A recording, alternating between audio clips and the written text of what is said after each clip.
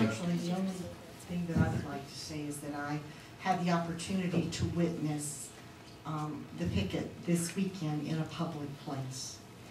And I believe that everyone who participated or was involved in that knows that in Winter Park you were given the opportunity to picket in a public place very peacefully. And that's what Winter Park is about. I do feel that we owe to our residents the tranquility of their homes. And we owe to you the opportunity to state your opinions and picket in a public area. And I think we are doing our best to do both of those things. I also got a chance to experience that on the inside, being inside the church during that time, and I didn't like it a bit, okay? So there is another side to it. I understand that's freedom. I understand all of that, but it's not a pleasant place to be.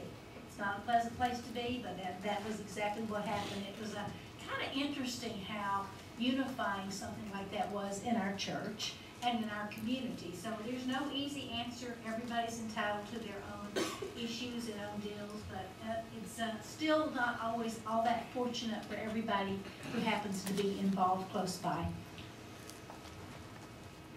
I would just say that some question the applicability of this ordinance as it relates to the First Amendment, and I appreciate that perspective. There are others that are trying to use the First Amendment to shield hatred, harassment, and intimidation. And I think that's fairly transparent. It's clear from the recitals at the front of this ordinance that there's significant case law that's tested up and through the United States Supreme Court that allow for this type of ordinance.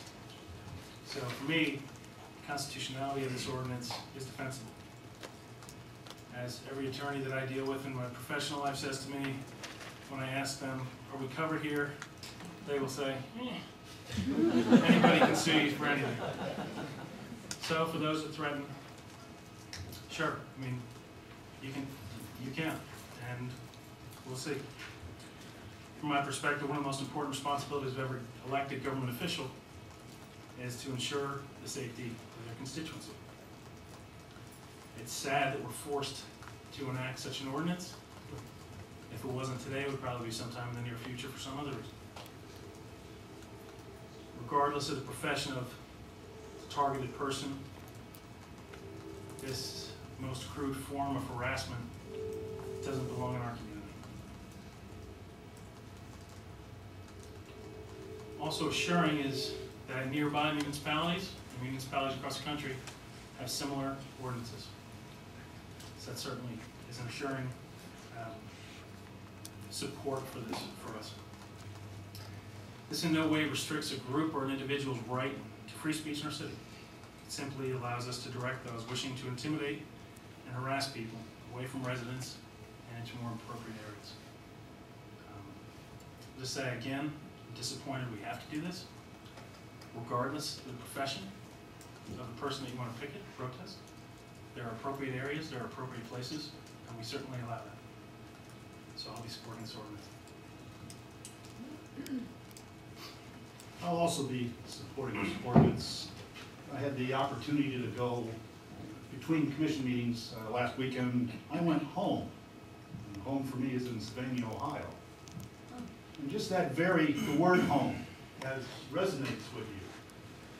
And you go and sit in the chair you sat in when you were yay so high. There is that real sense of security.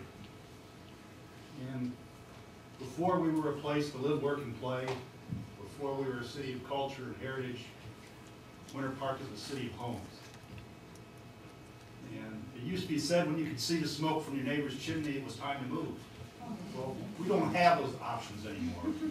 We have to live together, and we have certain rules, and we have certain civilities that we need to exhibit because we do have to live together. And one of those is, in my mind, the sanctity of the home. It is the one place you can go to get away from everything. And we are a city of homes.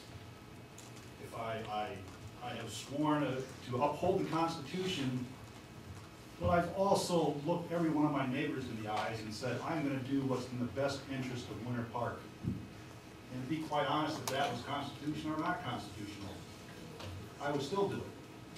Because these are my neighbors, and they deserve the protection from any kind of intrusion in your home.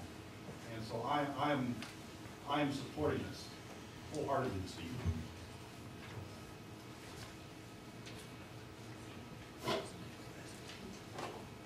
I had the privilege in 1975 of visiting relatives in communist Czechoslovakia. It was a sobering experience. They were not safe in their homes. In fact, they couldn't own their homes. One of those reasons why they weren't safe in their homes was they couldn't speak publicly, or even in their own homes they couldn't speak. I think we should be free from this type of activity on our public sidewalks. I think those who have propagated this on the city should reconsider what they've done, not for their cause, but their place. But as you all know, my vote will be simple. I read the First Amendment of the Constitution, which I know you all have read too, but it just says this: Congress shall make no law respecting an establishment or religion, or prohibiting the free exercise thereof, or abridging the freedom of speech or of the press, or the right of the people to peaceably to assemble and to petition the government for a redress of grievances. You can't have great homes, you can't have safety in your homes if there's not certain rights that are around it. So I hate to suggest that this is an issue of safety in our homes versus freedoms. For me, I guess the freedoms trump that, so doesn't mean I don't want safe homes. So with that, I think we've all spoken. Clerk will read the roll. Commissioner Leary? Yes. Commissioner Sprinkle? Yes. Commissioner Cooper? Yes. Commissioner McMacken? Yes. Mayor Bradley? No. That passes on second reading.